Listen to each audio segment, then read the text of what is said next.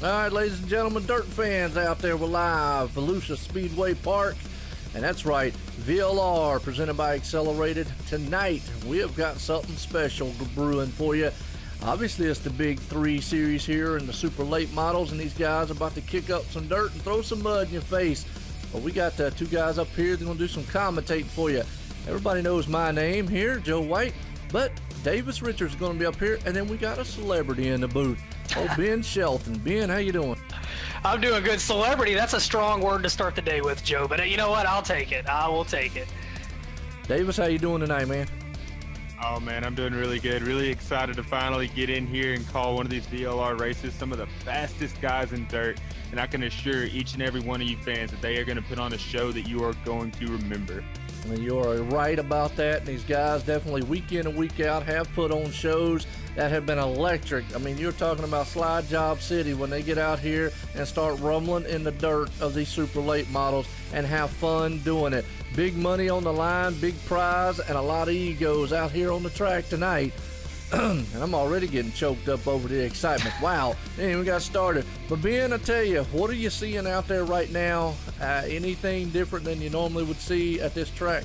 Well, you know, I've been to Volusia. I told you guys I was there for 6 days back in February during Speed Weeks, and it's crazy how much it mimics that racetrack early on. It's really hammered down on the top. The bottom will start to come in as the race goes on. A lot of times it'll slick off through the middle, and that's when it gets really good. But I think what sticks out to me, Dylan Fox, the only driver we've seen in the 15-second bracket so far, so that's going to be one to watch for the driver of car 99. But you see these guys, they're checking it out, they're taming it, and one thing I know about Volusia and what I've seen from iRacing is the same. This racetrack changes so very quick, and it's going to be interesting to see how it plays out here tonight. Well, Davis, I tell you, I know you've been here a couple times yourself, and you know, looked and watched these guys rumble around this place. What do you think you're seeing out there? What we're going to see tonight? We're going to see a lot of 2-3 wide action tonight, maybe even some 4 wide that we've seen earlier in the season, but we're already starting to see that track really start to slicken off, and it's just in practice, so it's going to get even worse. Like Ben was talking about, that middle slicking off really nice, seeing some drivers use that high line and the low line. But one thing I haven't seen at this track that we're going to see tonight, and that's these drivers utilizing the cushion that iRacing has implemented. So they're going to have to be real careful around that cushion, especially coming out of 2, because there's a little entry there where they have in real life where the cars go into the track, and if you're not careful and you're riding that cushion, you're going to jump over it and it's going to send you flipping. Absolutely.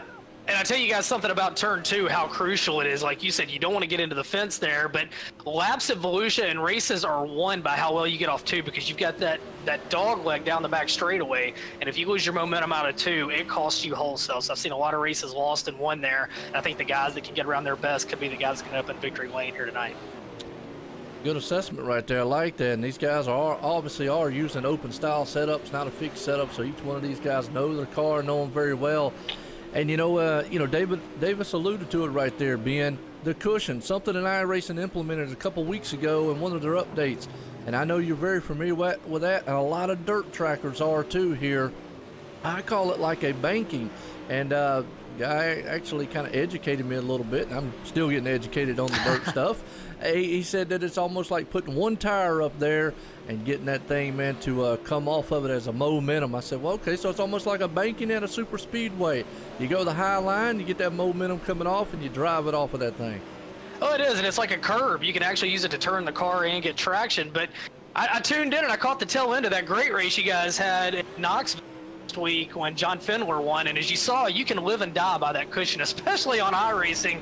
This cushion is insanely unforgiving, and if you get too far into it, it's going to shoot you into the wall, or it might shoot you back down the racetrack where you collect somebody else. Absolutely. Well, I'll tell you what, practice is over with. Guys, I'm going to tell you right now, we're heading off into qualifying, and tonight, these guys are going to definitely qualify up to see our starting order for the heats. I'll let you guys, man, talk it out amongst you here. We got about 3 laps or 5-6 minutes worth. These guys got here the best time that they possibly can. Gentlemen, the floor is yours. Well, I think it's going to be interesting, and Davis, you know as well as anybody, this kind of sets the tone. If you dig yourself into too big of a ditch into the heat races, it could be the difference in winning the feature and watching the feature. And I think you're going to see a lot of guys going for broke here to make sure they get a good lap and get a good starting spot in one of those heat races. Yeah, and you're absolutely right. You don't want to dig yourself too deep of a hole. You're going to find yourself in the back and trying to fight that monster web of cars getting through it, and it can be very tricky as well. But we've got our first time set out.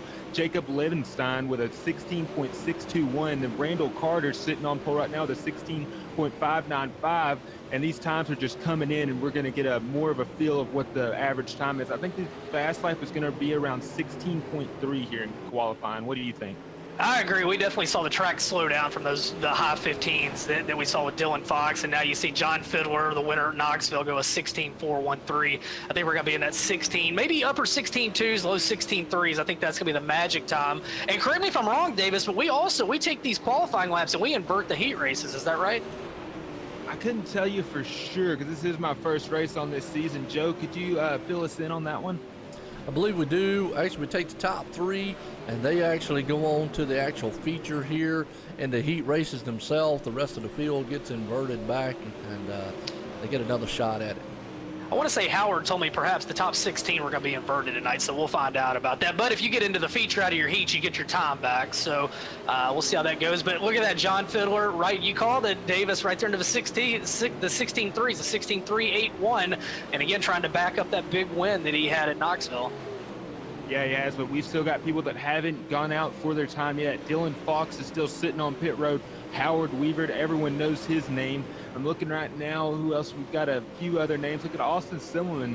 He's still, I believe he finished his time with a 16.542. He might have a couple laps left, or at least one lap left to get out there, but he's definitely not going to be happy if that's where he sits. Yeah, again, you can't spot these guys too much. And Shane James, he shoots up into the 3rd spot of 16.479. And you got to wonder, as qualifying goes on, have we seen the best laps? Even though Dylan Fox hasn't been out there, is the track slowing down? How much is it slicking off? How much cushion's left? It's going to be interesting as we watch these guys come out as we wrap up qualifying. Yeah, we are. And I'm watching Howard Weaver right now, just going to 1 and 2. I believe that's going to be his 3rd and final lap. We only had 2 laps, and he's on lap 3 right now, so I believe he's going to sit there with that 16.562. So if I'm not mistaken, I mean, it's looking, John Fiddler's looking pretty good up there. I think we still got maybe 2 or so drivers left to qualify, but I think that 16.381 is going to hold. I think going out early is important. We saw Dylan Fox with that good lap earlier. He is mired back. He's mid-pack with a 16.636. So again, racetrack slowing down considerably as we get down toward the end of qualifying. And that just shows how much the track has changed. You can have a good setup like we've seen Dylan Fox had at the beginning of practice, but once that track slicks off, if you miss your setup, then you're going to miss it big time. He's sitting with a 16.636, so he's definitely going to have to do some tuning on that machine to get ready for these heats if he wants a chance at that A-main tonight. Now, what makes it interesting, though, you get into these heats, and again, that track continues to change, and you can pass at Volusia in the heats. Conversely, if you have a bad car, you can go backwards as well. So it will be interesting to see how that goes. And then you throw the invert at it, so many things can happen. Yeah, that really can. That invert can either make your race or it can destroy it. So it's going to be interesting to see, to say the least. But I believe we got about 50 seconds of qualifying left, and then we're going to go into our first heat of the night. How about John Fiddler, though? 7/100ths of a second better than Herchko in the 2nd spot. So Fiddler setting the bar awfully high. And Fiddler did not go out just crazy early either. He went out kind of middle of the pack. So it looks like Fiddler's going to try to go back-to-back wins. Yeah, that's an awesome job right there. He's already setting the tone and setting the pace. That's an extremely fast time. But we go through the field right here. The 26 is Drew Hershko. Hope I said that name right. But the rest of these drivers, man, their laps are pretty competitive and pretty close. They're running anywhere from the 0.4s, except for John Fiddler with that 0.3 to all the way to 0.7. A lot of drivers in the 0.6s. Yeah, and again, a blink of an eye can make such a big difference. And I think in these heat races, this place is fast, and it's kind of like Knoxville. Things happen in a hurry, and you get hurt feelings. And I know you guys had a little bit of drama at Knoxville. Would not be surprised to see some here tonight, especially as this track gets slicker and slicker, because although it gets slicker, it's still a just insanely fast racetrack, and it breeds contact and hard, close racing. It really races like a small track, even though it's a big half mile. Yeah, it really does. And I'm going to keep going back to this point because that's how crucial it's going to be, is that cushion on that wall. It's pretty low off of that wall right now. But as we go further and deeper into this race, that cushion is just going to get higher and higher and higher. And the higher it gets, the more risk it gets, but also the more reward you can get it. I've seen drivers been able to just utilize that cushion, and they've been able to just dominate the field. But we're going into our first heat right now as these drivers are gritting up. Yeah, I tell you what, I cannot wait to see these guys throw down on this. And you're right, it's going to be interesting to watch the racetrack change. But early on, I think it's going to be really fast. These early heats probably going to be a little bit difficult to pass. This racetrack is still pretty fast.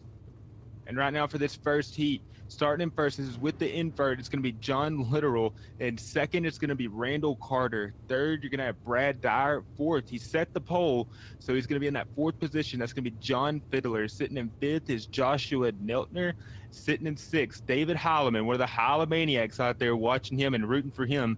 Josh Phillips in seventh, Merrick Motor in eighth, Blaise Deckard in ninth, and Tommy Dutcher in 10th. So I hope I didn't butcher any of those names. If I did, I apologize, and we'll get it right before the end of this night.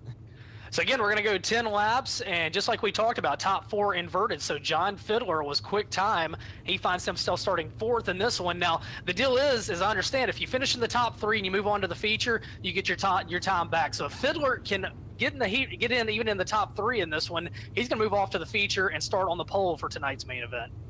He is, and he's just one position out of it, sitting in that fourth place. And I believe that third and fourth spot, that's going to be the position to watch for this first heat, because with the third being the transfer spot, those drivers are going to be driving extra hard to try to get it and try to maintain it. First and second, they know they're there. They just got to be careful and hope they don't get in any damage and maintain that position throughout the heat. 10 laps can happen in a hurry at this joint, so I think these first couple of corners are going to be key, and I think that's when we might see some bent sheet metal and a little bit of hurt feelings. So we'll see how that goes, but I think if you're starting deep, you got to get a really good start, especially in this first one or two heat races. So I think the field could get stretched out pretty quick. Joe, who are you looking at for this first heat, and who's your man to take it home tonight? I'll tell you what, you got some bad fast drivers and some bad fast machines about to do some awesome bad fast things on a dirt track here, and I got to look at John Fiddler out there in this heat. But don't count out David Heileman, the Heilemaniacs. He's going to flex his muscles out there, and you just got a couple other ones. But I think John Fiddler's a man to look at. David out there is another one to look at. So it's no rest for the weary. That's what I like to say here on the dirt tracks, because it's like what Ben just said. 10 laps goes by. Here's the thing, Ben. I always say, look, in dirt track racing, if you go into the kitchen and get a drink, the race is over. You blink or you go somewhere else, we're in the next week. Joe, I got to give you a hard time here. I know you're an asphalt guy. This is why I love dirt track. You're not there all day. You go and you see an amazing road to the next one, and you're exactly right. Jokes aside, it happens so quick. If you blink, it's over. Absolutely. Well, guys, looks like we're about to set to go our first heat tonight here. Like y'all said, 10 laps, and it's going to be electric here. So as the pace truck pulls them around, gentlemen, fasten them up there. We're going green flag racing tonight for the VLR, presented by X.CELERATED, Big 3 Series and the super late models. Green flag's about to fly. John Literal, Randall Carter on the front row. They're going to bring him to the green. Again, 10 laps the distance, top three to the feature. Everybody else goes to a C main or a B main. Nobody wants to be there. It's about to get entertaining. It is, and Joe, as that pace car is about to drop, call us to the green flag. Pace trucks, man, coming around, turn 4. Going to take that hard left turn off on pit road. These guys waste no time hammering through the gears there. They hammer it out. They're off into the front stretch as that man up front there. And the number 68 machine, he gets a jump out. John Literal, he literally is out front right now taking on the field as they're 3 wide behind them. The contact already made out of the turn. Hang on to it, Randall Carter. Your second place guy gets sideways. He's going to pay the price. They go 3 wide around him. Literally, you're out front. And, oh, we got one upside down into the fence and one. Meanwhile, on the second spot now, Randall Carter continues to hold that spot as chaos ensues. Meanwhile, John Literal, he is checking out on the field. And we're almost 4 wide coming out of 4 there. The number 115 of John Fiddler was involved in that, along with the number 37 machine of Randall Carter. So there's a bunch of drivers involved in that accident. Like you said, that number 68 of John Literal, he's probably got about a second and a half lead on him, but we got a battle for second with Randall Carter. He's sitting on that inside line, or I'm sorry, he's on the outside line, and Joshua Neltner in the number 18 machine on that bottom, trying to utilize as much grip and much momentum as he can around that track. With that 37 machine, it's fighting back. That's a good battle right now. Neltner's one of the first ones to make that low groove come in. Meanwhile, out front, Literal is on cruise control as he's continuing to ride that groove up the racetrack right on the outside of the slick, and we are clicking off laps in a hurry in this one. If Literal right now, without a mistake, this is going to be a comfortable win for that driver.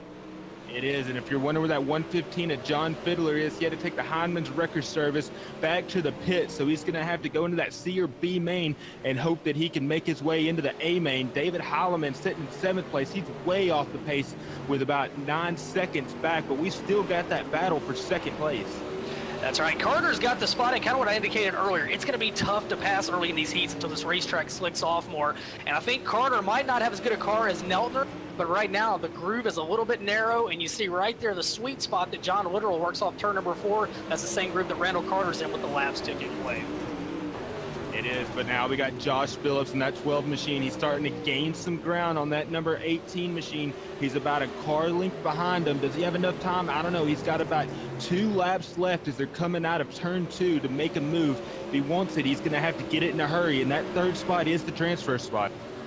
That's right, laps are taken away. You don't want to go to a B main. You definitely don't want to be in the C main. So right now, Josh Phillips outside looking in as Literal right now continues to lead the way. And how about John Fiddler, your fast qualifier, all the way back in position number 8?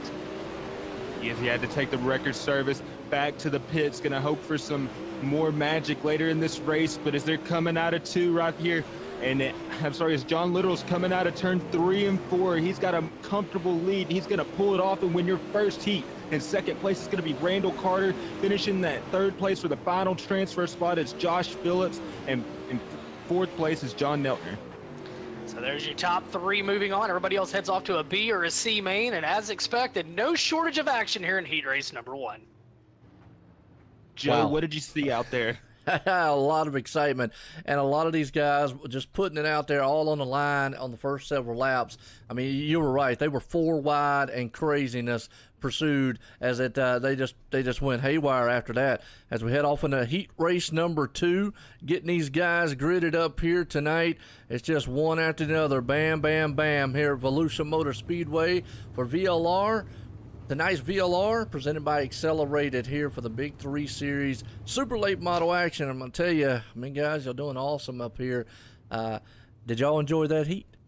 That was good stuff, and, you know, as we expected, there was some bent sheet metal and hurt feelings early in the race, and Fiddler got the bad end of that.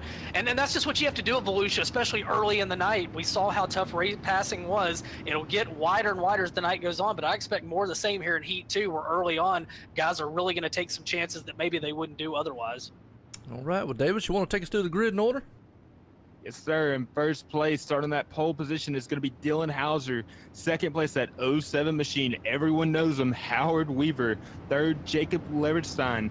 Drew Hirschko in 4th. Dylan Fox in 5th. Justin Chapman, Tyler Ducharme, Lucas Choning, and Drew Phillips. And starting in the 10th position is Kevin Forcier. Well, you look at this one, there's some definite throttle mashers in this one. Howard Weaver starting outside front row. You got Leverstein, and of course your top qualifier in this one, Drew Hirschko, starting back and forth. We saw what happened in the last one for John Findler. Can he overcome the invert to transfer out of this one? Going to be careful. The main point, you just got to make it past those first 2 or so laps, and after that the field tends to get a little separated and you can really start hitting your marks. But as that pace car is in the middle of the backstretch, they're about to go green here for our 2nd heat of the night. Absolutely. Pace Trucks, man, about to lead it off here in the turn number 3, guys. We're going set here for Heat Race 2 tonight here at Volusia. Pace Trucks in. They waste no time. Up front, that man, Dylan Hauser, he moves it out front as they go double file. Look at that. The Howard Weaver in the Weaver Mobile in that 07, but he's got the 777 behind him. Leverstein not going to give up that backside. Business definitely picking up at the front of the pack right now. A lot of good cars trying to race their way into the main event. They are, and behind them, we've got a battle heating up too. We've got Dylan Fox. He's utilizing that low line of that number 99 machine. The 26 is Drew Hirschko on the outside, trying to get some momentum off the corner. But Dylan has definitely got the better of him. And then we got a battle for 2nd. That's Howard Weaver in the 07 machine, battling Jacob Leverstein. And they're side by side as they're coming into 3 and 4. Great battles right now as guys are trying to make up moves early in this one. You can already see the racetrack starting to improve lap by lap as it widens out to a second groove. Oh, and Howard Weaver, that 07, gets into the back of the 777 of Jacob Leverstein. That's going to cost him 2 positions as he's sitting in that 4th spot. He's got to make up 1 more to be able to get to that transfer spot. He's going to make contact with, I believe that's the 99 of Dylan Foxes are 3 wide coming off of turn 4 and going into 1 and 2. Right behind him, Herchko, the top qualifier in this one. He's back in 5th. Good battle. 3 cars. Only one of them are going to move off to the main event. Business picking up here in heat race number 2. It is indeed. They're still 2 wide coming off the corner. You see Herchko, he's waiting to make his move. I think he wants to make it, but he's just marking his time, trying to hit his marks and waiting for the perfect opportunity. But they're still side by side for that final transfer spot, and Herchko's got to try something. If he leaves that door open wide enough, he's going to take it 3 wide. He's going to do it. Howard Weaver still digging on the low side right now. Continues to be Dylan Fox in that sweet spot. As I say that, he gets over the berm down in turns 1 and 2 and up into the 3rd and final transfer. Here comes Howard Weaver. He is, and they're still side by side battling it. And Joe, what are you seeing? Now these guys are definitely throwing it in there for the sliders of their life here for heat race number 2. With 3 laps to go, Howard Weaver's hanging on by a thread in that transfer spot at 3rd place. Behind him, Dylan Fox, Drew Herchko, they're in a battle to try to get up there and knock him out of 3rd place. They are trying to do contact all throughout this field. It is an awesome race so far, fellas. Labs ticking away in this one out front. Hauser's got the lead. Leverstein in 2nd. Weaver on the hot seat, and now he's got company. Here comes Dylan Fox as we come down, racing for the final lap as we make another lap around Volusia Speedway Park. And Joe finished calling. I'm having some technical difficulties, so I'll let y'all 2 hammer it out as we get to the last and final lap. All right, we're coming out of last lap here tonight. But I'll tell you what, Hauser's going to take it here. Leverstein's going to be in a 2nd. It looks like that man, Howard Weaver's going to hang on to the 3rd place spot, Ben, as wow. That 3rd place transfer spot just goes to show you how valuable that is. You don't want to be in those consolations trying to race for the feature. You see how hard these guys grind lap after lap to try to get that spot. Absolutely, and again, we see how tough the invert is. The guy that started 4th, he's going to finish back in 5th. So again, your transfers out of that one, Dylan Hauser, Jaron Levenstein, and Howard Weaver all moving on. Those 3 drivers move on, and a lot of good cars are going to be in these contests later this evening. Yeah, absolutely. I'm going to tell you what, we're heading off into heat race number 3, folks. Been a good one so far. Get set, get ready. Tell everybody in the house, hey, quiet down. We got some racing to do here on the dirt track tonight here in Volusia. That's right. It has been electric out here. These guys have definitely put on a show. And right now looks like Chris Arencia is going to be on pole for this one. Virgil Graham, Jason George, Ken Short sitting in 4th, Robert Schaefer sitting in 5th, Dylan Wilson there in 6th, Albert Perez in 7th, Jordan Wesley, in 8th. And that's, well, as soon as I was reading it, everything just messed up on me again. But get the last place one there. Wow. All right. Sorry about that, folks. But I tell you what, Ben, heat race 3, these guys, they're putting on a show. Now, they're putting on a great show. We're seeing the racetrack getting better and better. We saw it in the last one. Virgil Graham, Chris Orencia on the front row of this one. 10 laps the distance. Once again, 3 move on. Heat race number 3 on the Speedway. And no reason to believe this one isn't going to be an excellent one as well. Yeah, no doubt about it. These guys right now, Virgil's up front. He's getting ready to try to hammer those gears out and see if he can't get that machine running. He's got a Freaky Friday on the front of it and the pace truck out front. Lights are off here. We're getting set to go racing here for heat race number 3. 3 drivers are going to transfer to our spot. And another question is going to be, can Jason George overcome the invert? In the first 2 heats, the guys that started in the 4th invert spot, they did not make it out. Fiddler went off on the hook. We just saw the last one where Herchko didn't make it out. Can Jason George break that mold? As right now, that 4th spot is not the place you want to be starting in. Absolutely not, as the pace truck's pulling them around here to get set for heat race 3. Go to green flag racing. I want to appreciate all the folks out there watching, tuning in tonight. As you're watching the VLR presented by X.CELERATED. Pace truck takes that left turn off onto pit road. They waste no time digging in the dirt here as they head off. Chris Arencia, he gets a good jump out front. Jason George trying to run him down. The battles for that transfer in 3rd place as they're side by side. Virgil Graham shot out of a cannon in that car 42, your leader. Orencia in the 2nd spot.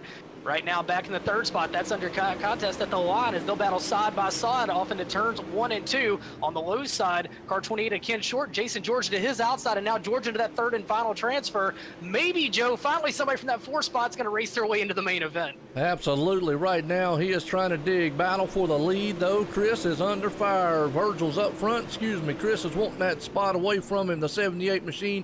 He poked the nose on the inside, couldn't get it done. Tried to use that bottom side curve.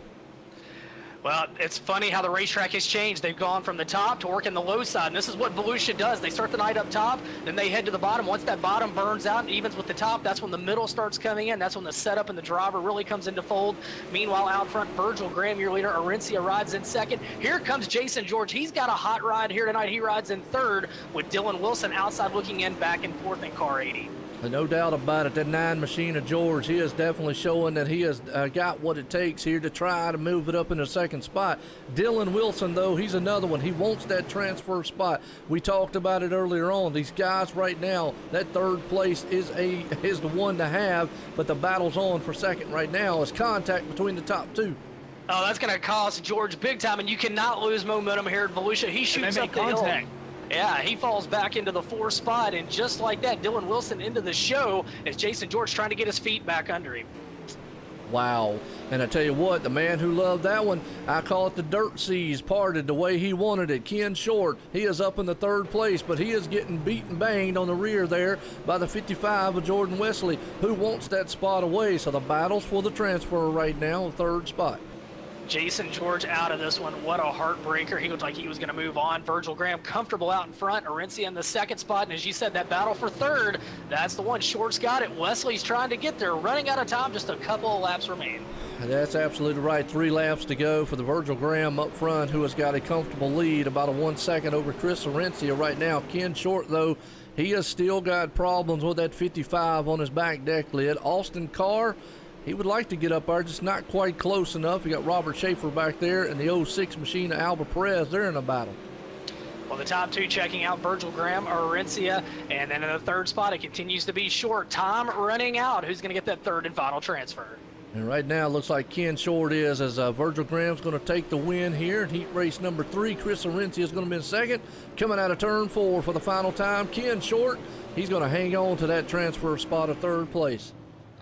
Well, what a good race there. And, man, tough break for Jason George. Had a good race car contact, ends his race early. He's going to have to head off to one of those Conci events a little bit later. Man, wow. And I tell you, you know, no stop, fast pace right into the next one here. Heat race number 4 of the night. These guys are definitely just now, here's where it gets interesting. We have got a who's who out here on the field now. Yeah, it just keeps getting better and better as you look at these heat race lineups. You've got Ian Blanchard, Garrett Nieberge, Shane James, and Austin Simmelman. And I hope I said that last night right. I apologize if I didn't. Shane James, Mike Molnar, Jacob Fields, DJ Kilanowski, Dustin Sizemore out there, just to name a few of the guys that are about to start. 9 drivers here for 10 laps. And some of them guys, I wouldn't even want to pick who's going to pull this one off, because what some heavy hitters. Yeah, Nieberge on the pole, Ian Blanchard, and Shane James. And if it's Shane James, I think he may be from my hometown. Can he be the guy that makes it happen, Joe? Can he be the guy that says the invert doesn't matter, I still get into the main event? If he does, as far as I know, he's going to start on the pole, because I don't know that anybody was qualified. Well, nobody that's out-qualified him was able to transfer, so it's going to be interesting. Yes, it is. It's going to be very interesting to see what he can do. Garrett is definitely fast. Ian, I mean, all these guys are bad, fast rockets on the dirt out here. As that pace truck's pulling them around, heat race 4, folks, buckle it up, sit down, and get ready. We're going some green flag racing out here at Volusia tonight. I'll tell you what, it's been a good show so far, and I cannot wait. And again, this racetrack, know what I know about Volusia, it's going to get better and better as the night goes on. So I cannot wait for that 50-lapper later tonight. But hey, we got to put all these guys in the show first. No doubt about it. As pace truck's pulling them around, turn number 4 here is going to take that hard left turn off on pit road. And that man up front in the number 19 machine, Garrett Nieberge, he wastes no time to bust it out front, and he is long gone. If you don't think he knew how important that whole shot was, he got out of there quick, but he's going to be your leader down the back straightaway. In the back of the field, there's 3 machines that turned around and took multiple 3-4 drivers with them. So the curse of the 4th place starter continues, Davis Richards, as no luck here in heat race. Wow. Yeah, you're right, Davis, man. We saw that live there. Unfortunate. Shane James, along with Jacobs Fields, 2 heavy hitters out here, are probably going to have to now lean on a consolation to get into that feature. Not something you want to have to do, but Garrett Nieberge out front, Blanchard there in second, Simmelman there in third. Their nose to tail. Mike Moyer's a little bit off by a second, though, because he kind of got checked up a little bit when that happened up front.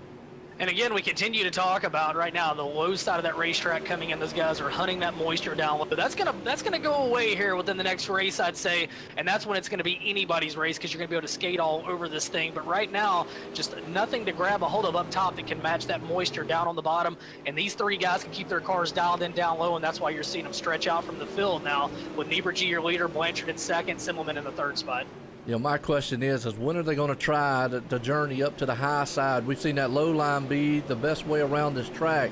You know, it's just sometimes that low line plays a factor. Then after a while, they'll kind of start kind of cruising up the top side of the track. Well, I think when it's going to happen are going to be in these consies, and it's going to be the guys in the back that have no choice but to go up there, and then all of a sudden you're going to look up and that guy's going to pass 6 or 7 cars and be on his way to the front, and that's when you realize, hey, the top's there, but nobody else has realized it yet. And nobody else wants to try to venture up there. They see everybody down low right now, and it's working for them. And you kind of try to follow the leader, which is kind of what the top 3 are right now. But Austin Simmelman, he is moving. He is kind of venturing up about the middle side of the track in that 24 machine, but he is pulling on the back end of Ian Blanchard and seeing if he can't take that 2nd place spot.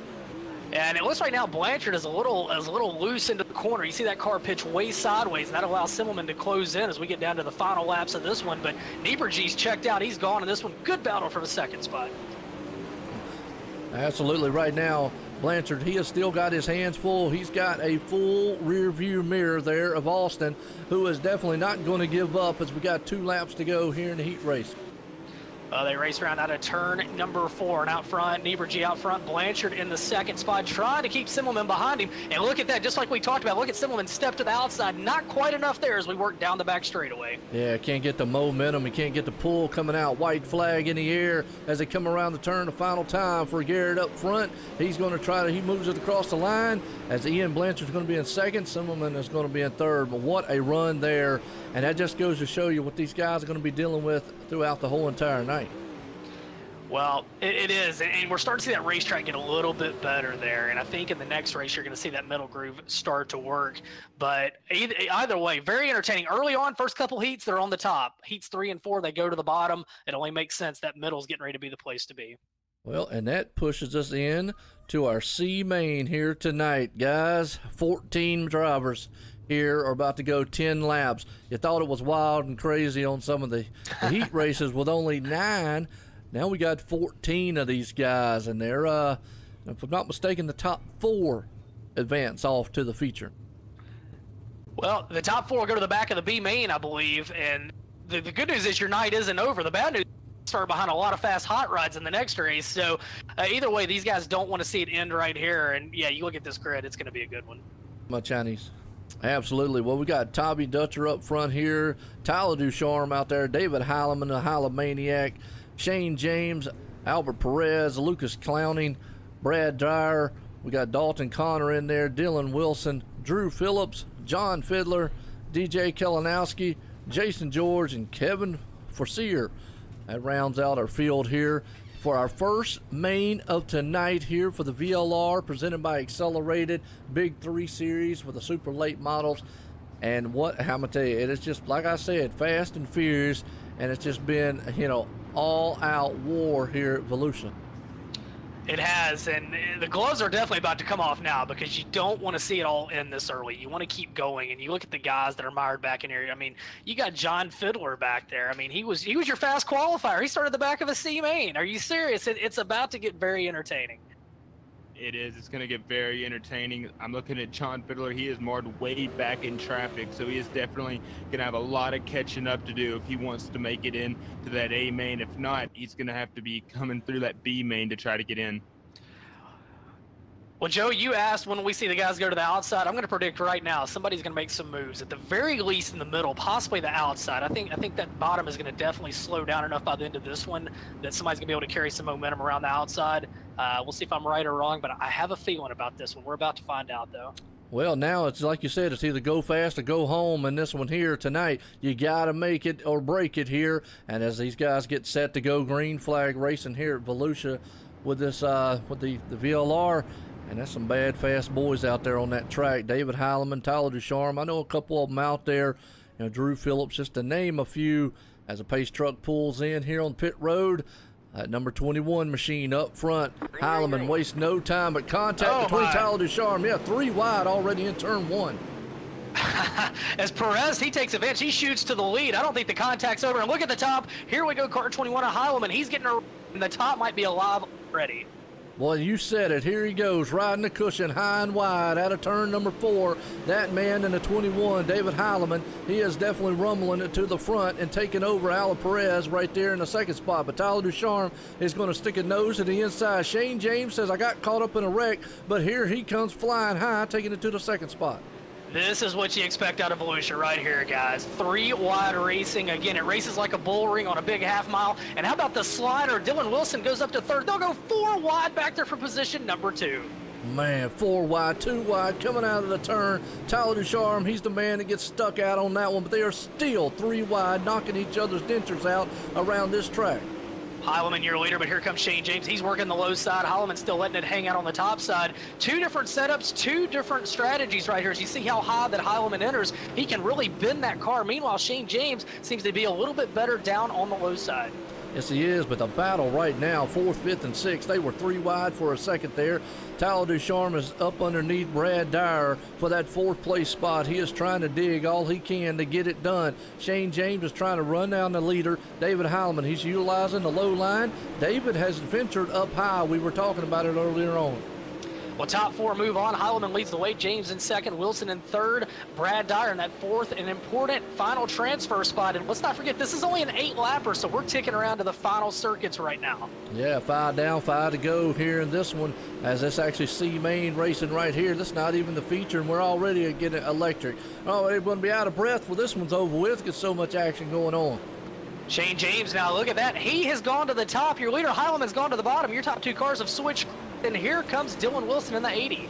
Yes, it is. Dylan Wilson, he pulls up, slide job in the side of him there. He's going to see if he can't get the slider to hook. He's down low. Shane's up high.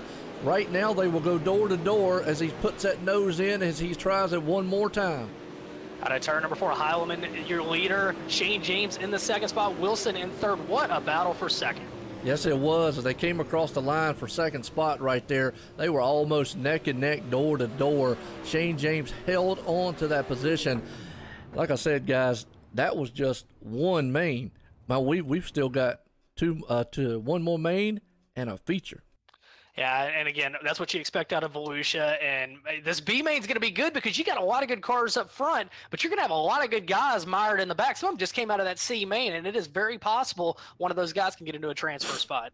And I don't know if you were able to catch it, but John Fiddler just barely made it into that transfer spot. He beat out Brad Dyer by less than 1/10 of a second, a couple hundredths of a second separate them. They were nose to nose, or I'm sorry, not nose. They were side by side, beating and banging, coming across that finish line. But wow, John Fiddler got away with one there. Well, you know, guys, that's what being you said it earlier. That's just how much these guys want it, and that's how close it is here at Volusia. Well, it is, and Fiddler's going to be a guy now. He's got 10 laps to come forward in this one and try to make his way into the main event. If I'm not mistaken, top 12 out of this one move on, so it's very feasible he could make it, but obviously the competition gets a little bit tougher. Yes, it does. We got 16 machines in this one. Mike Molnar up there, and got to wait till this thing quits jumping around here on me. So I'm watching the real time as they go by. We got Mike Molnar up there, Jordan Wesley, Dylan Fox, Joshua Metler, Mark Moyer, Drew Hertzko, Dustin Sizemore, Austin Carr. You got Justin Catman in here, Blaze Deckard, Shane James. That's another name to keep an eye on. Robert Schaefer, John Fiddler, David Heilemann, Jacob Fields, and Dylan Wilson. We got a lot of heavy hitters in the back here. That's right, 10 laps. I think you're going to see a lot of 3. You're going to see some 4 wide, and somebody will go off on the hook on this one. You heard it here first, race fans. Somebody's going to get junked in this race. It's coming because guys want to get into the big show. Oh, well, especially when you've got some names like David Heilemann and, Jacobs and Fields and all that back there in the back. Those guys want to get to the front, and they're going to have to find a way to get there in a hurry. They only have, I believe it's about 10 to 12 laps in this one in the B main here tonight before we head off into our actual feature. As the pace truck lights are off here, guys, we're about to go green flag racing again. And that number 18 machine, Joshua Mettler, he's up front with the 99 Dylan Fox. He wastes no time, shoots it out like a cannon. As behind him, they're 2x2 all the way back. Nelder with a hole shot. Fox up to second. Wesley rides back there in the 3rd spot.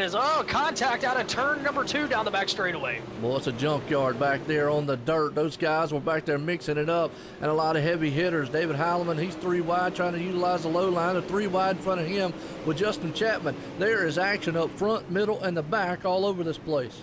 So let's not forget, top 12 move on out of this 10 lapper as we work lap number 2. Out front, Dylan Fox, your leader. Neltner in the 2nd spot. Wesley, Molnar, Mike Molnar, Shane James right now. And how about James? He capitalized quick early in this one.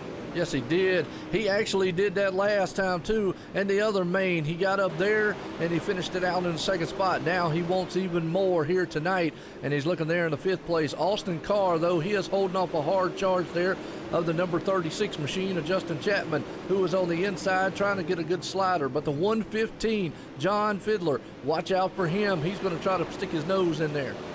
Fiddler working his way up into the top 10 in one of those transfer spots. Could come from deep in the field later tonight. First, he's got to get into the main event, though. It's still a good battle. Jordan Wesley rides back in position number 5, and he's got Shane James right there battling with him, as well as the 56 car, Molnar. A lot of good action back through the back. Out front, it's Dylan Fox, Joshua Neltner, your top 2.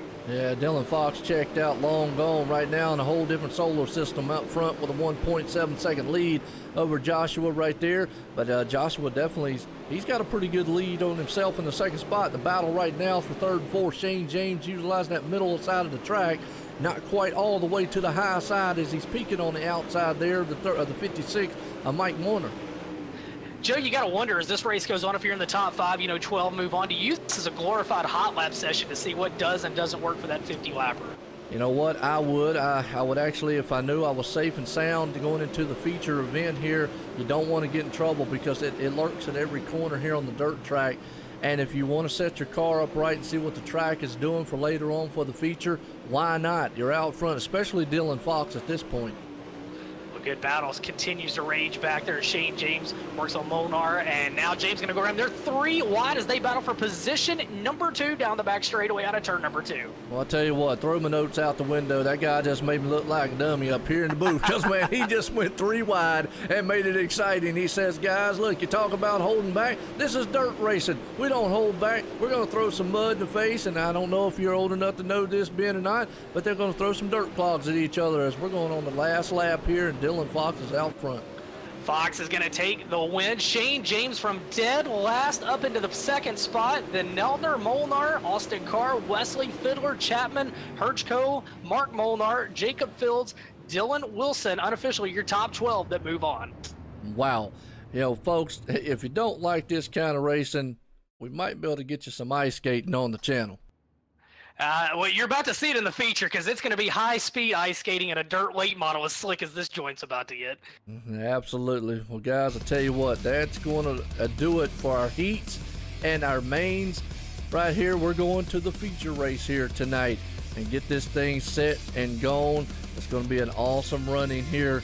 I mean, it was awesome throughout the whole entire ones here. So we're going to change off servers, folks.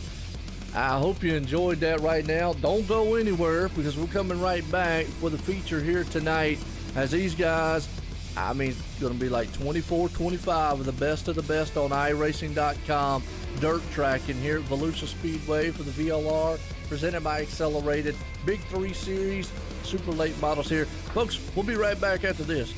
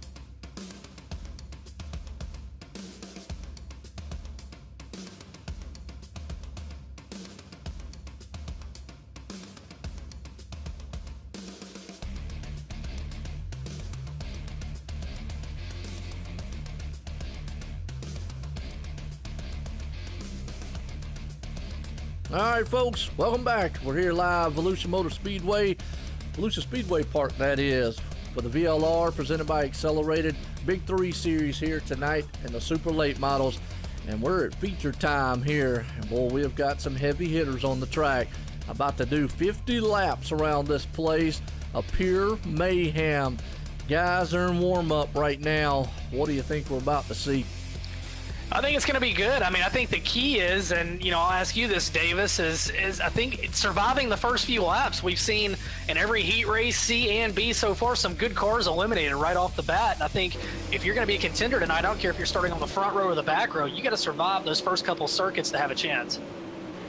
Yeah, it's like a hornet's nest back there, and be able to survive to get up towards the front, you got to survive that. And this A-main, we're going to have a lot of cars out there tonight, so it's going to be really careful. But one thing I was noticing in those C and B mains, we've seen some drivers start to use that cushion and go to the high side of the track, and I think we're going to see more and more drivers utilize that. And we might see a pass for the win up there as well. Yeah, I think you're going to, but conversely, I think you can see a lot of guys up top, and then you see that bottom come in and somebody sneak up there. I think you almost don't want to be the leader, to be honest with you, not early in this one, because you're not going to know what everybody behind you is trying. Yeah, you're absolutely right. We're going to have 50 laps here in this 8-main, so these drivers are going to have a lot of time to sit there and think about their strategy, but they want to be really quick on it too, because anything can happen, and it can happen in a hurry, especially with this many cars. Hopefully we don't have a lot of cautions out here tonight, but it's always a possibility. But I think we're going to see a lot of green flag racing, a lot of beating and banging out there as well. Yeah, it is, Eva. But you got to be careful, you know, because if you get into somebody else, not only, you know, if you get at them, just take them out, you might get damage, and you can't afford any damage at this place. It's just too fast. Every little bit matters. It's gonna be really, really interesting, and I think that at the end of 50 laps, it's easy to say we're gonna see a good show. There's a lot of good drivers. I'm impressed watching these guys and watching how they change their grooves, how smooth they are of the setups. I mean, it is. I mean, next to, not to sound cliche, but next to the real thing, this is about as good as it could possibly get. It absolutely is, and a lot of these drivers are really good, and they know what to do. They know how the track changes, know where to go, know where to pass, and how to adjust their setups. A big part of it is, because it is open setups, is adjusting that car with any minor little tweak you make. It can have your car going in the wrong direction. No, it can. Like I said, Volusia is the kind of place, if you've got a good car, you can pass, but if you've got a bad car, you can get passed in a hurry.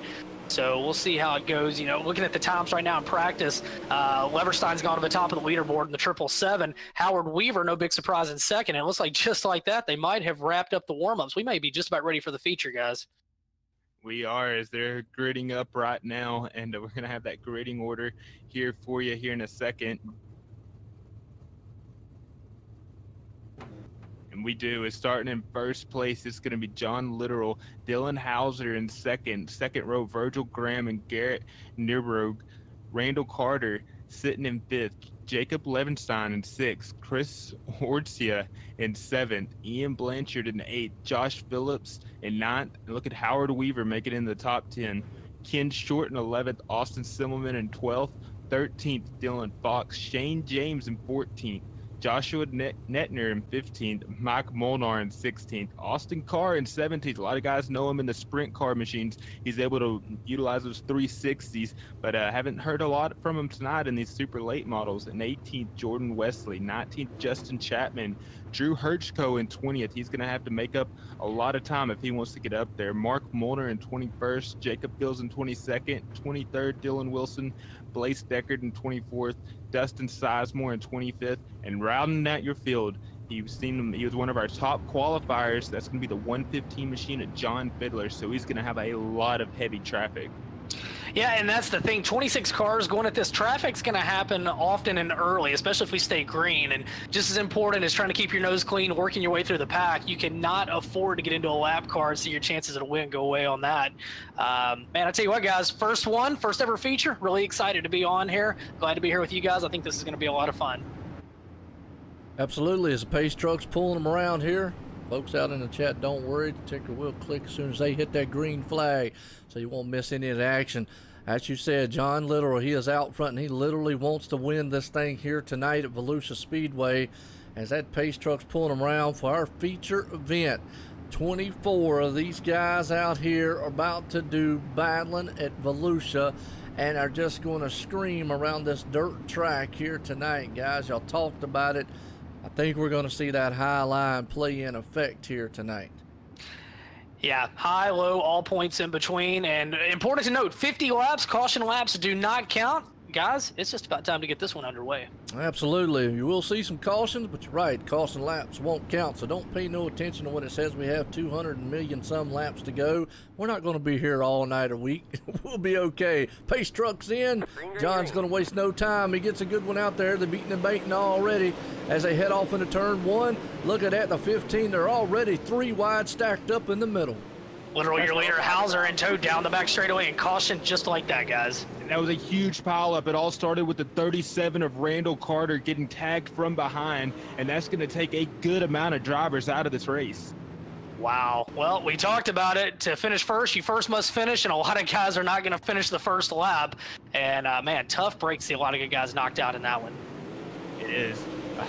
Randall Carter almost went up on his lid there as well. He got a little bit of an airborne too. That's going to take a lot of drivers out tonight at the start of this race, and some of those guys are going to have a lot of heavy damage too, so we're going to see if they're going to be able to overcome it and at least grab a top 10 or a top 15 out of the night. Wow. Well, just like that, we'll rack them back up and try it again with some good cars out of this one. And well, actually, that's going to be the last caution we see in this one. But again, this racetrack looks very aggressive. And one thing you notice, a lot of the black has gone away. So it makes you think, was there a little bit of track prep done? Did they go out and send the water truck out? Did they till it a little bit? And because of that, maybe some guys are getting a racetrack they weren't quite expecting. Yeah, and you're right there. The track is a little fresh out there. So the racetrack will slicken off as we go further on tonight. And these drivers are going to have to change their driving habits to really overcome it. But that middle line's looking really clear. That bottom line's just on the entry, starting to slicken off just a tad. So it's going to be interesting to see which line these drivers decide to use. Well, Jacob Leverstein getting an end of the line penalty out of that one. So tough break. He was running up there in position at number 5 in the 777. As you see him making his way around to the back, as we'll get him doubled up, try it a second time. Absolutely, guys. And I tell you what, you know, just like that, anything can happen here. And you know, you alluded to it earlier on. These guys, there's 24 of them out here. We've only seen about 9 to 15 to 16 machines. Now we got a full field here tonight on this track. And these guys, hey, this is the feature. You want to go here and you want to come out of this thing winning it. As the pace truck's pulling them around, we're getting set to go green flag racing back here at Volusia with the VLR presented by X.CELERATED. Green flag flies in the air, and that man up front right there, though, John Little, he gets another jump out front with Dylan Hauser behind him, but they're 2 by 2 behind them with the 42 and the 19. Nabergi back there, as well as Blanchard, Virgil Graham, all in the fold. Looks like we're going to finally get one lap on the board, side by side for lead. Who's going to be lap number 1? It's going to be Dylan Hauser. Dylan Hauser grabs that lead spot from the number 68 at John Little, and we have another caution out on the field. Wow. Natives are restless back in the pack here at Volusia tonight, as you see the car pulling off the wall. And again, more good cars getting torn up in this one. The 97 of Mark Molnar pulls away from the wall out of turn at number 4. Heartbreaker for those drivers for sure, as they were really hoping to have a clean night out of this race. And I've seen some heavy damage, seen some drivers get taken out early, but caution laps do not count. So this will not count towards a total of 50 laps. Well, we'll get them sorted out. 1 lap on the board, it would appear. Dylan Hauser, your leader, right there with him. It was good battle back behind him, guys. I think if we can get a long green flag run, we're going to see some really good racing in this one here tonight. Yeah, you know, we will. We'll see a green flag run. Sorry for stepping over you there, Joe. But once these drivers get a little comfortable, get a little spread out, we will see some good green flag racing. You know, you're right. I just wanted to real quick. I mean, you're talking about, you're seeing here, you got 24 drivers out there right now. These guys, a little bit antsy, just need to calm down. And, you know, the old saying, cautions breed caution. We works that way in dirt track racing, too. I mean, there's guys back there that are very, very fast, but they're marred back in traffic further than they have been all night long. They're just trying to find a way up front and just getting caught up in a mess. Well, one guy that is come from the back all night long. It seems like Shane James working his way now up into the top 10 in the 9th position with just a lap on the board, 2 laps on the board. It's going to be very interesting to watch him. He seems like he may have one of the fastest cars here tonight. And you're right. I think he does have one of these fastest cars, so it's going to be interesting to see if he's able to utilize it and able to stay up to the front here and really gain some momentum. Well, double file restart as we get set to go back 2 laps down, 48 laps still remain. We get set to go back green flag. And talking about Shane James, he's up there in that 10th place spot. He is the one to look out for here as pace trucks in. What I tell you what, Hauser wastes no time moving it out front as Virgil Graham's there in second. They're side by side, the 20 machine, Howard Weaver. He is there coming in. He's in a do number. Kind of threw me off a little bit, but he got the Weaver mobile rumbling to the 3rd spot. Caution's going to fly again, and a guy that's going to be very happy to see that caution is John Literal. Asleep at the wheel a little bit. He did not get a good restart whatsoever. Dropped back a little bit, so he's going to try to get a better start here on attempt number 2 to get this one back underway. Did not see where the caution come out on that one, so maybe we'll say it's between the number 92 and the number 11. Looks like they just made contact in the middle of 1 and 2, and it sent him up towards the wall. Ah, okay. Well, I was about to blame it on somebody throwing a hot dog wrapper out on the track. It's been known to happen. It's been known to happen. It's been known to happen. You know what? And I always wonder, maybe you can answer this here, Ben, for me. You know, obviously, if you throw hot dog wrappers and stuff like that on an oval-style NASCAR side, it definitely affects things.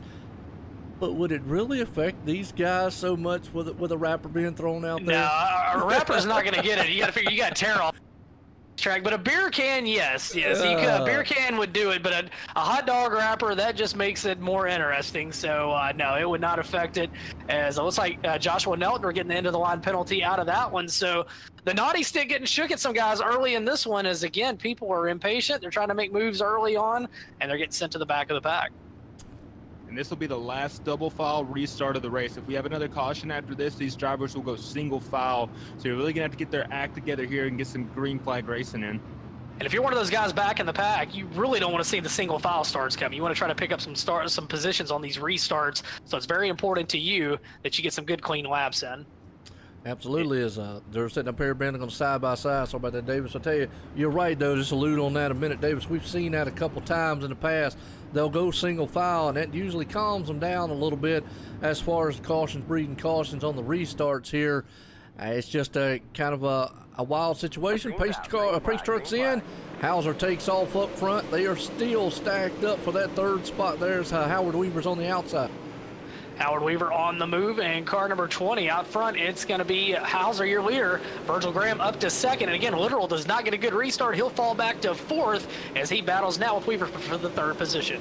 And there were 3 wide back there in the number 2 of Ian Blanchard. He's going to get into the outside wall, and he's going to lose 6-7 position. Now he's going to be marred back in traffic. They're 4 wide coming out of 2 in the back of the pack. Guys back there trying to make moves early. They don't want to risk going down a lap. As good paddle as caution will wave. One driver hit him right as he was spinning. It sent him end over end. Saw that one live right there for the viewers. Hate to see that. That just goes to show you just you know, how crucial this place is and just how much these guys are on edge with these machines. Out of control is the way I look at it when you talk about dirt track racing. It amazes me. Ben Davis, I tell you, I say it all the time. I have a hard enough time trying to walk straight, let alone drive sideways. Yeah, it is, and it is. It's finding that balance of being out of control and going fast, and sometimes they're the same thing. As we're seeing that, and right now you start to wonder, it almost becomes like an Australian pursuit. Will we have any cars left at the end of this one? The rate that we're going right now, these guys are really aggressive. It looked like the 07 of Chapman just bumped Dylan Wilson going to that corner just a little too hard, sent him up into the track, and then the 007 of that is going to be Jacob Fields, just ran right into his door and sent him flipping down the track. Well, Sizemore is going to get the end of the line penalty, and car 16, so he'll head to the back of the pack, and we'll try to get this one back underway. But again, a little grueling here early in this one is just when it was starting to get good. The caution flies once again. Yeah, real quick, I love reading some of the comments of the viewers out there, and that's just something we get the advantage of online doing here. And one of them out there says they're going to run out of beer in the concession stand before we're done with the race. Yeah, at the rate it's going to be half-price cooked food. That's the dirt track terminology. When the night starts to get late and you got a lot of food left, it's half-price cooked food at the concession stand. So I need to make it to a dirt track race then. That's right. If somebody heads down there, give me a corn dog. I haven't had dinner yet, so that sounds pretty phenomenal at this point. All right. Well, they are going to go single file in a parade here. Pace trucks in. Dylan's going to get a good jump out there behind him, though. Howard Weaver and Virgil Graham, they're going to duke it out as they head off into turn 2 coming out of it. The 68 there, John Littoral, he gets a good start. He's got Garrett Niebergy right there behind him.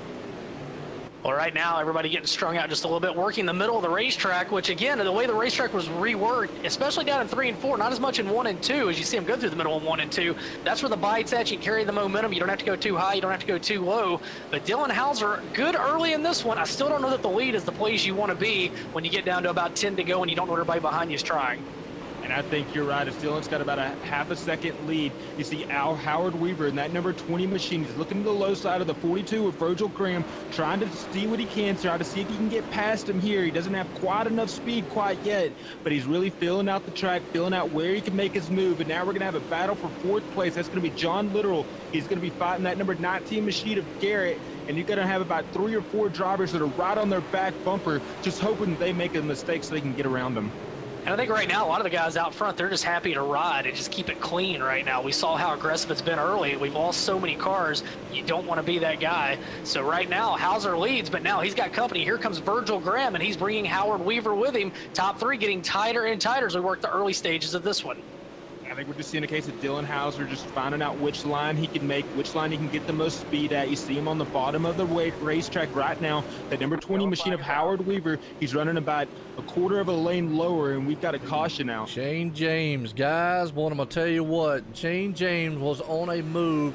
He was a madman possessed, but right there got caught up in a wreck, was watching it live, and he's up into the catch fence, and his night will be done. A guy who had probably one of the fastest machines out there out of this one already.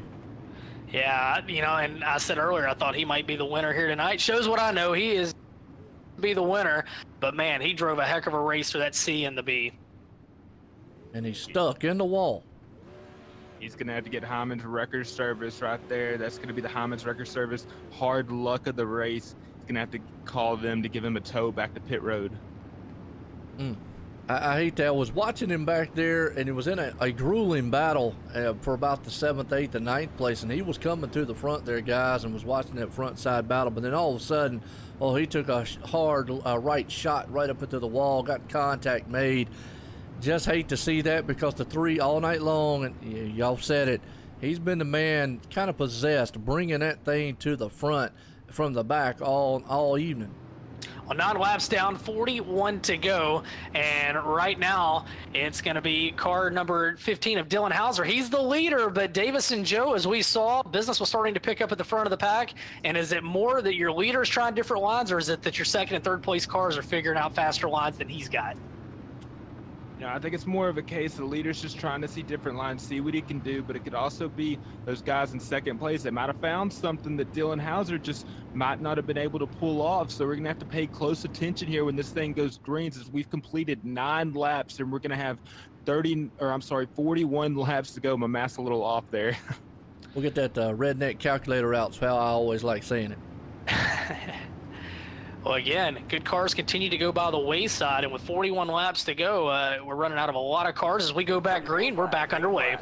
Yes, we are. Dylan Hauser, he wastes no time hammering it out front, but he's got Virgil Graham back there. Look at that low line. Slides job by Howard Weaver. He's trying to utilize that low line, but it looks like the middle groove right now is coming into play.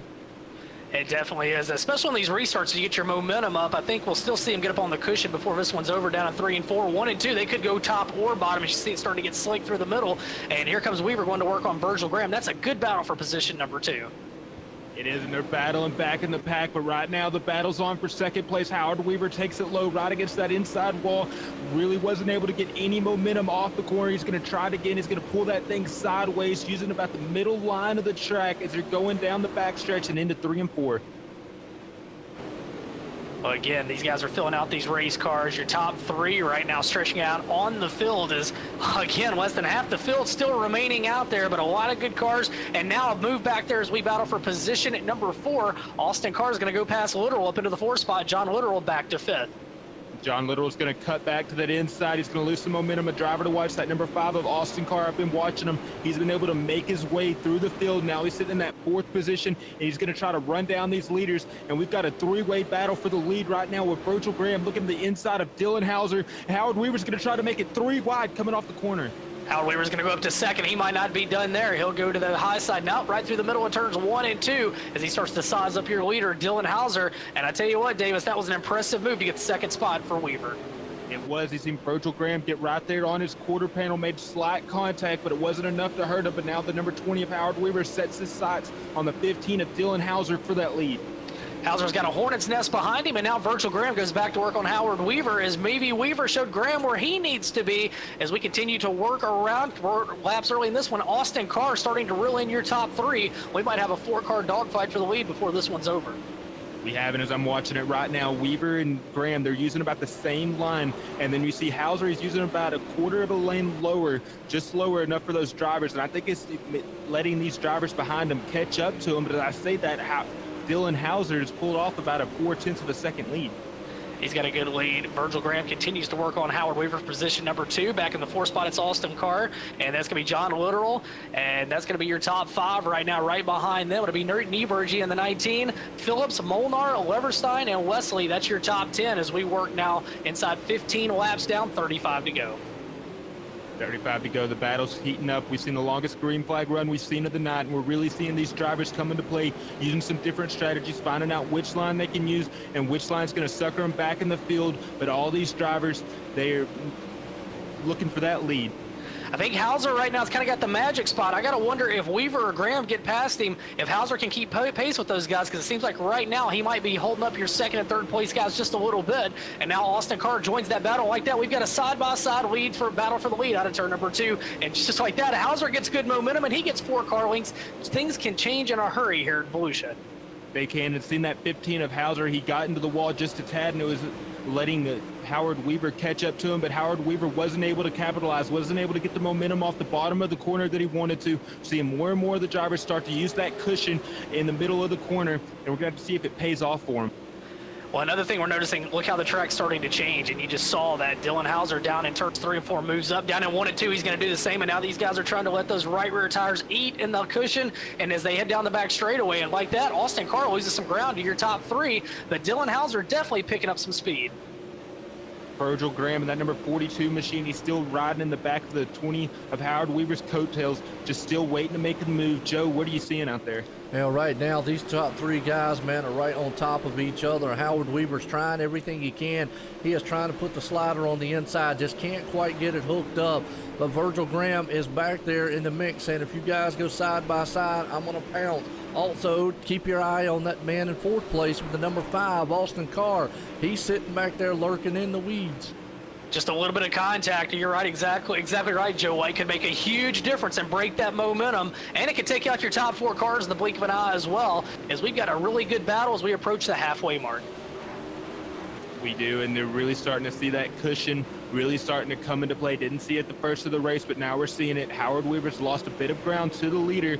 I think he's got enough speed to catch up to him and make the pass, but every time he gets around him, he makes slight contact, and it pushes him back further and further behind him. Well, I got to give a shout out to Dylan Hauser because it looked like earlier that he was holding them up. Now he is stretching them out, and I think you're right, Davis. He found that cushion. He let that tire eat, and that's allowed him to stretch out a little bit. And now we got a battle for 3rd. Here comes Carr to the inside of Graham. Graham will pull away from him down turn number 2, down the back straightaway. And we're halfway done with this race, and the leader's going to have to be careful, and it's really going to come into play here. He's about to catch lap traffic, so we're going to have to see how that impacts these leaders and who's able to get around that lap traffic the fastest. Well, Dylan Hauser gets over the cushion out of 2, and that opens the door. Here comes Howard Weaver, as now there's only 1 car length between them, and Hauser cannot afford another mistake like that. Now his car pushes out of 4 just a little bit, and they're catching lap traffic. It's about to get interesting. It is in the back of the pack. We've still got some battling, and I'm looking at that 9th position right there. They're 3 wide coming out of the corner. We're seeing the number 777 machine of Jacob Leverstein. He's using the bottom, trying to get around him. Josh Phillips in the 21, the 55 of Jordan Wesley is going to go right below him. Is he going to be able to pull off the slide job and make the pass? He is going to be able to pass him as they come into 1 and 2. Good battles throughout the field. We've lost some cars, but still some great racing, and your leaders continue to catch lap traffic, and that's going to be the big determining factor for Hauser. Where do you go as we approach lap number 30, and now lap traffic is a reality? Where do you go if you're Dylan Hauser? That's the question. Well, he's got to get away from Howard Weaver, and this is Howard Weaver's best chance to make the pass right now. You see the machine in front of Dylan Hauser. He's running his line right in front of him. He makes a little contact, and he goes sideways. Oh, the lap car just about took out your leaders. Now Weaver's going to the inside of Hauser through turns 3 and 4. Who's going to lead this time out of turn number 4 with 30 laps complete? It's still Hauser driving a masterful race. Weaver in 2nd, Graham in 3rd, Carr in 4th. Back in the 5th spot to be Nieberg as laps are ticking away in this one here tonight. 32 down. That's going to be 18 to go. I'm just watching Weaver, and every time he goes to that low side, he loses so much momentum. He's going to have to stick to that high side if he hopes to make the pass on the 15.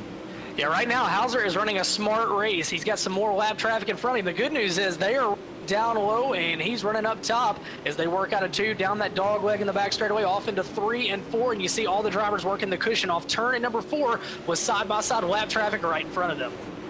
Side-by-side lap traffic in front of them. The drivers are going to have to get single file if these leaders want to get around them, but these drivers, they don't want to go a lap down either. If they get a caution, they're going to be able to catch back up to the field, so they're racing for something as well. Simmelman and Nelton are right in front of your battle for the lead, and now it's getting good as we tick away laps here at Volusia Speedway Park tonight with the Accelerated Late Model Series presented by VLR. Your leaders, and just like that, caution, and oh, we had a great race shaping up, guys, and caution will fly. Josh Phillips involved in that one, and what I'm gonna tell you, you were right. Wow, that's all I got to say. That's the biggest word. I was watching that battle up there, guys, that y'all were calling.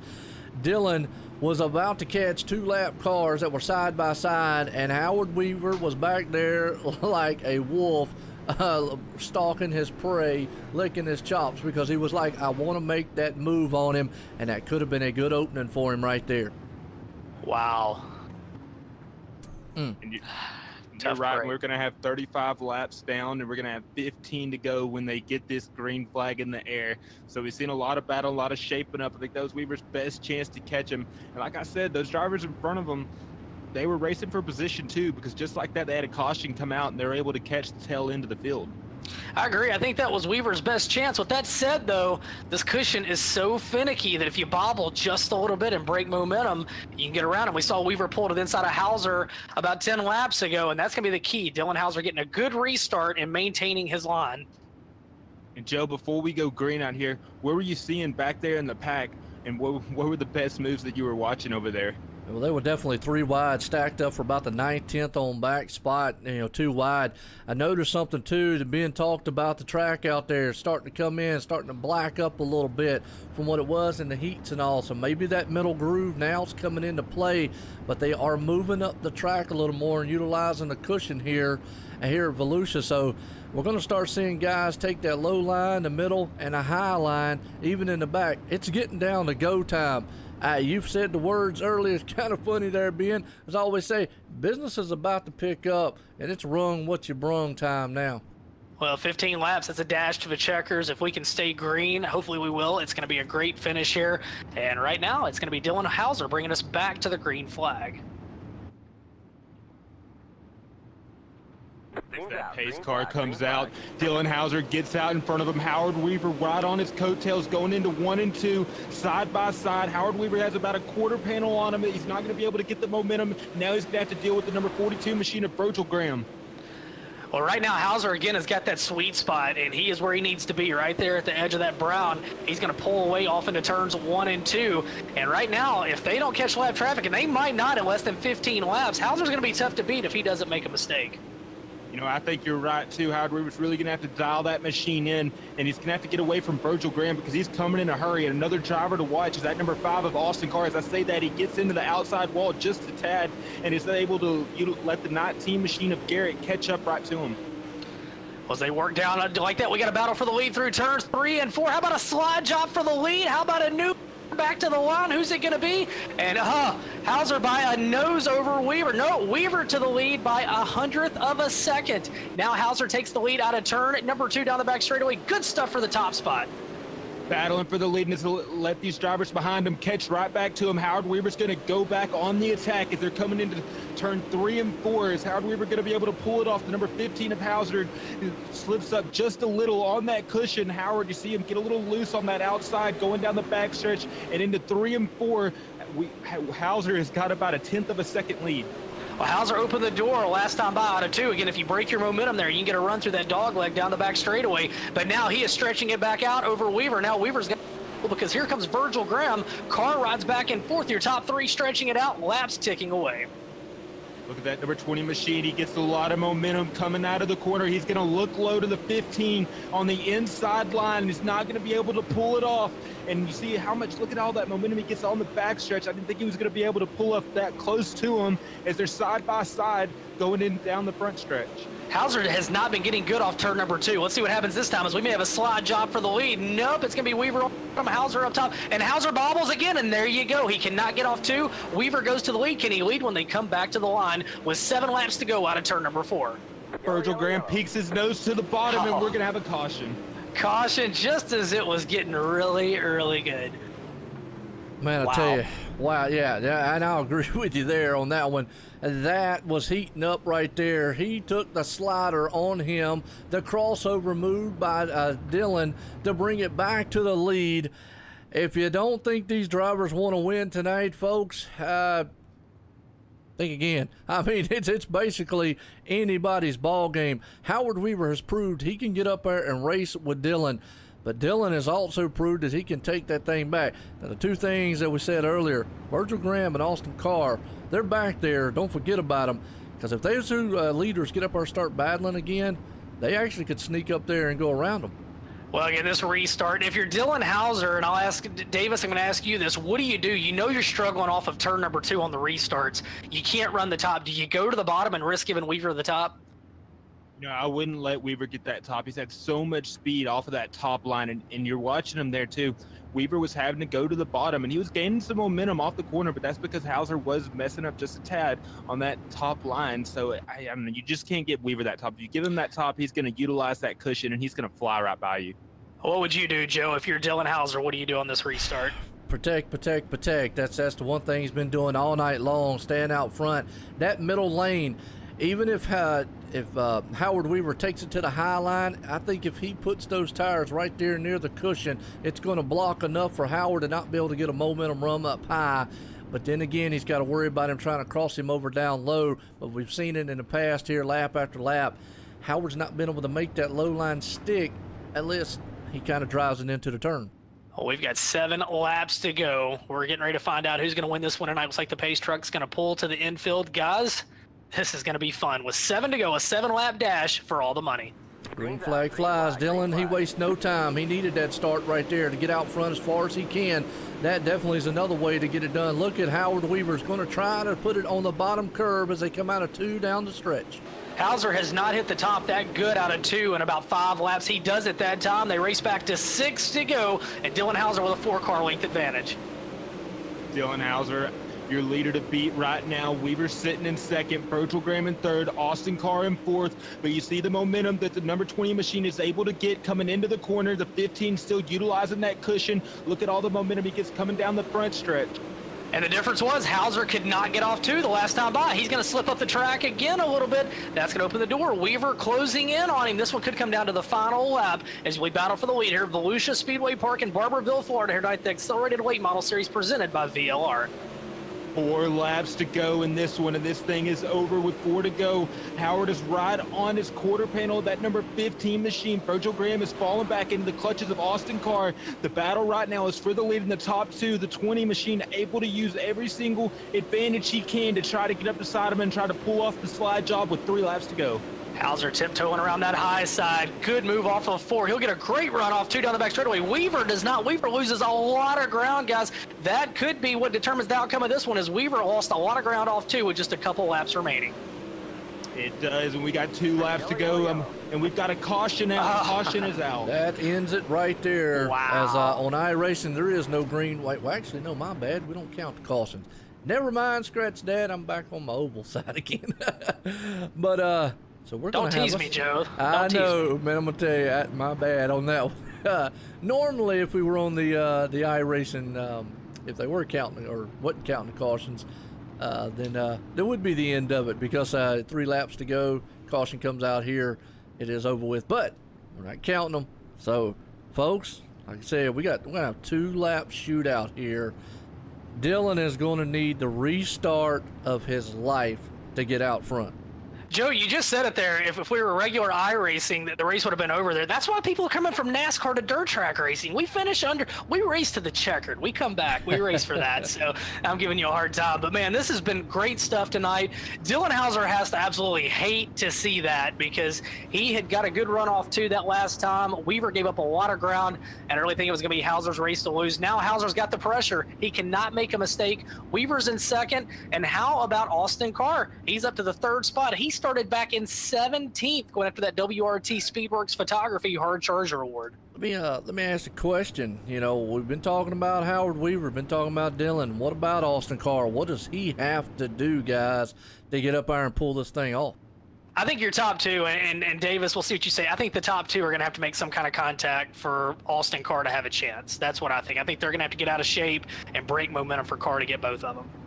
And you're absolutely right. If this thing was a double file restart, I'd say he has a chance, but he's sitting in that 3rd position. He's going to have Hauser and Weaver make a mistake here, is that pace car's coming into 1 and 2, coming out of 1 and 2 and going down the backstretch, and then he's going to pull off, and we're going to have 2 laps to go to settle this thing tonight.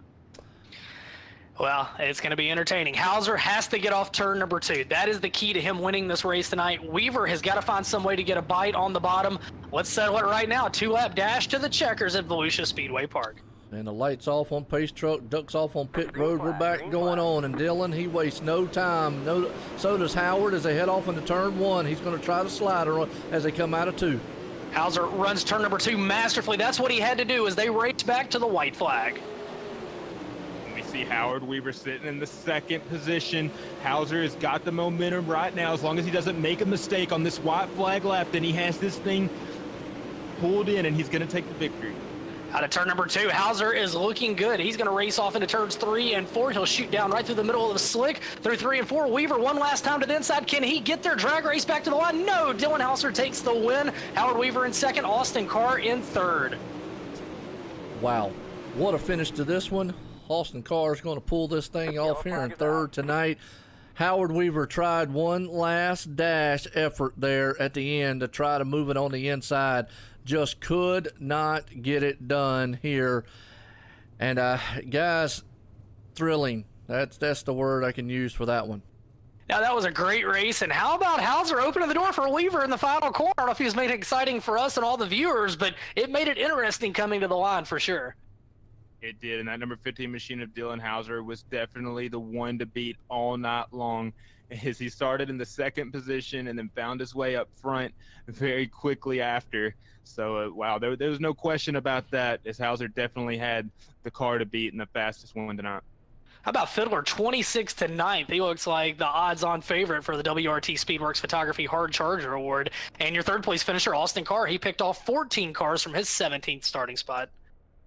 Yeah, I'm trying to find the guys here so we can get them down here. Let's get an interview in with them. Obviously got Howard, and sometimes they take a little bit to get up here into the chat order.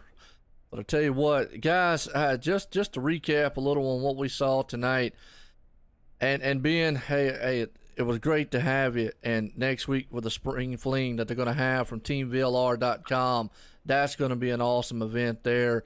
And folks, y'all can check that out over on TeamVLR.com's Facebook page. We're brought to you. You're going to hear the man himself here, being Shelton there on live next week. It's going to be an awesome time. But tonight, I know you said, you know, kind of your first time doing this here. What did you think? Oh, I think it's awesome. I think it's really great. It makes me wonder if I can announce one of these and race in it at the same time, because man, this looks like fun. I'm gonna have to get a setup. This is the realism is amazing.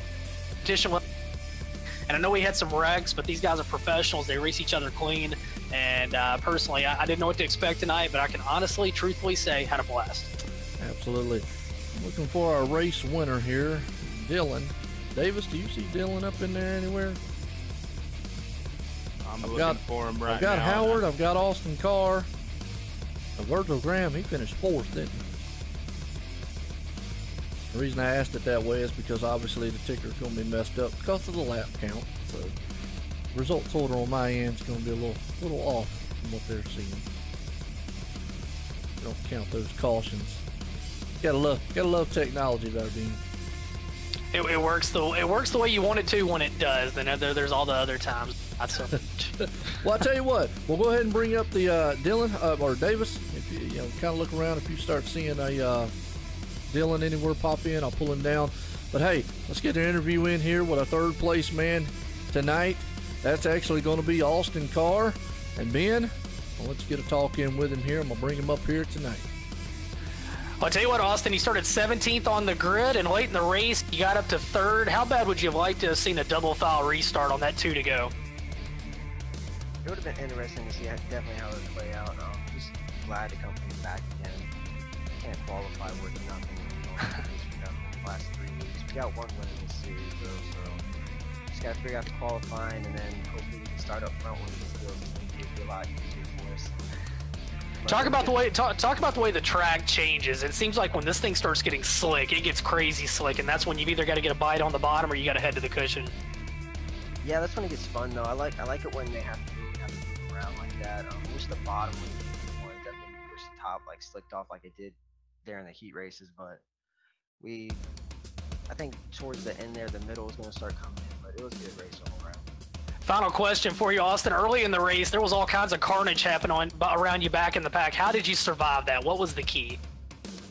Well, I mean, really the double file restarts will help me there in the beginning. Just everyone wrecking up front and then just picking people off on restarts, kind of.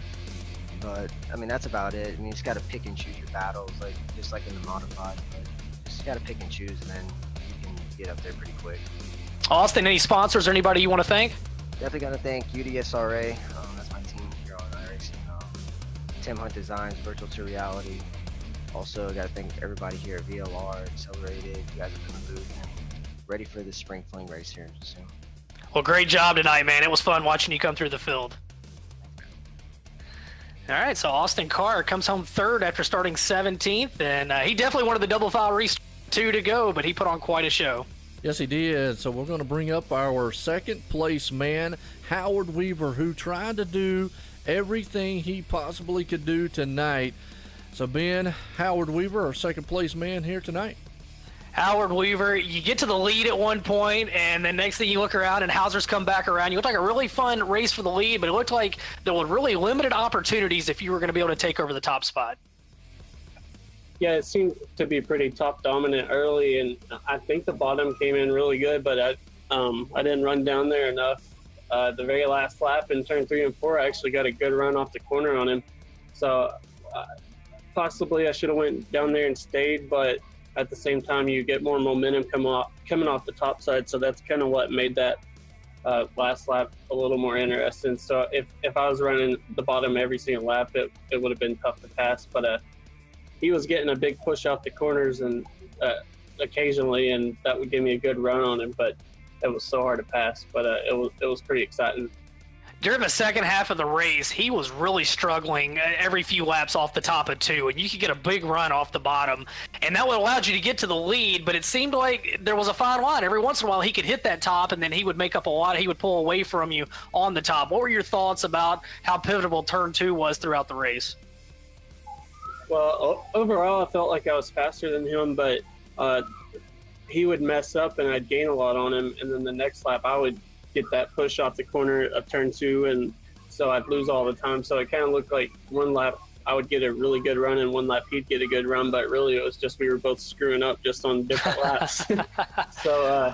So yeah, he was really pushing, and I was afraid I was going to take him out because of how slow he was coming off the corner a few times whenever he had that push. But I would have liked to work the bottom more on him, but I had guys, I could feel them breathing down my neck, so I was afraid to go down there and get freight trained on the top side, so I couldn't do much. Well, Howard, it was a really good, clean race for the lead. We really enjoyed it. Tell me about who you want to thank for your performance tonight. Well, I just want to thank everybody who was racing clean. I want to thank you coming out here tonight, Ben, and helping out in the OSR network for covering the race. Just everyone who came out, Tennessee Punch Bunch, Team Friday, Burberry Designs, Farmer City Raceway, Tennessee Punch Bunch. I may have already said that, but yeah, and Dylan for a good race there. And yeah, I thought I was ahead of him that one caution, but I guess not. So, oh well, we'll try again next week. At least we're not wrecking now. Yeah, it was a great job. You come home second. You'll look to improve one more spot next time. Big money on the line next week. Great job tonight. Yeah, I appreciate it. And yeah, we'll see you at the spring fling. I can't wait for that. Definitely. Well, that was Howard Weaver, your second place finisher, and he let it all hang out there, guys. He got to the lead at one point, but Dylan Hauser got back to the top spot. He drove a great race, and he was your winner here tonight. He is, and we're going to bring up Dylan Hauser there. Ben, let you get a talk in with our winner tonight here at Volusia for the VLR, presented by Accelerated Big 3 Super Late Model Series tonight. Dylan, caution comes out with 2 to go, and what goes through your mind? Disaster. I've lost it many times there with 2 to go. So that caution comes out, and I was just talking to Howard Weaver about it. I don't know if you're able to hear or not, but I told him, I said, it seemed like if Weaver was going to get you, it was off of turn number 2, and it seemed like that was your Achilles heel. Every few laps, it seemed like your car really wanted to shove over the cushion on exit out of 2. Talk about that. Yeah, I had too much right front spring in it. It'd get really tight coming off 2, but it worked really good in turn 4. I could really drive off the corner. Turn 2, I just need to add a bump or 2 to it, and she would have been digging. Talk about that final lap. I don't know if you could see him down there, but you went to the top, and Weaver maybe found the or 2 late on the bottom, but he got a big run off the bottom of turn number 4. Did you have any idea he was down there? No. I kind of threw a block slide job just to be safe going off into 3. I figured he'd get a run on me, but he wouldn't be able to clear me at the line. So it was an awesome race. Talk about the race tonight. There wasn't a whole lot of lap traffic, but there were a few times that you made some key moves in lap traffic when they were side by side in front of you. And knowing how many cautions and how many guys were on the ragged edge tonight, how unnerving was that when you were catching lap cars? The first lap car, we kind of gave us a lane, but we did make a little contact. But then we were coming up on 24 and 18, and they were side by side. And my foot started racing because I didn't know what to do. And caution actually came out right when we got to him, so it was very lucky. They were side by side. Weaver had a nose under me every time going to the corner, and it was about to get real going into that lap traffic. Well, a big win tonight on a very challenging racetrack. Tell us who you want to thank. Solo Dolo right here. I mean, I kind of been doing this stuff myself for the past month and got her tuned up, ready to go for the Pro Series next week. Well, it all pays off. Congratulations on the big win here tonight at Volusia. Thank you. All right, so that was Dylan Hauser, your winner here tonight, and he did. He made a few slip-ups, but you know what? The other guys made more slip-ups. Hauser drove a great race. He gets the win, and a very entertaining night here tonight at Volusia Speedway Park, guys. Gentlemen, I'll tell you what a night here of racing. And Ben Davis, I hope you enjoyed that. I hope everybody enjoyed it because it was awesome here for Volusia Speedway Park. Davis, you got any final words on this one tonight? Man, just what an awesome race here tonight for the X.CELERATED VLR late models. Man, we've seen a lot of side-by-side action. Hauser was the class of the field, was able to take down those drivers left and right, and Howard Weaver tried everything he could do to get around them, but just didn't quite have enough speed. So going to be looking forward to next week to watching these guys run again to see if Howard Weaver can come back with a vengeance. Well, I'll tell you what, Ben, I know it's your first time around here on the iracing.com calling a race here. Got any final words on what you saw here tonight? No, this is great, and just want to thank you guys for giving a rookie a chance tonight to come have some fun on a Tuesday night. I had an absolute blast. I can't wait to do it again. You guys were awesome to work with. Thanks to all the racers for putting on a good show, everybody that watched along on social media or wherever they may watch tonight. And again, just can't wait for the next one. Well, we were on a full house here tonight on the Facebook Live on the Accelerated Facebook side for the VLR, presented by Accelerated, here for the Big 3 Series. featuring the super late models here on the dirt track of Volusia tonight. And this guy, Dylan Hauser, pulling off the victory. And it was awesome to watch here as we were just bringing it across the social media guides for everybody. As we're going to head out of here next week, folks, though, Thursday night, check it out, Spring Fling, TeamVLR.com. You can hear some more of the main man here, Ben Shelton, on the mic next week. And you can also catch us here at OSRN on X.CELERATED's Facebook side next Tuesday night for another Big 3 series. But until then, folks, appreciate everybody tuning in. Everyone, have a good night.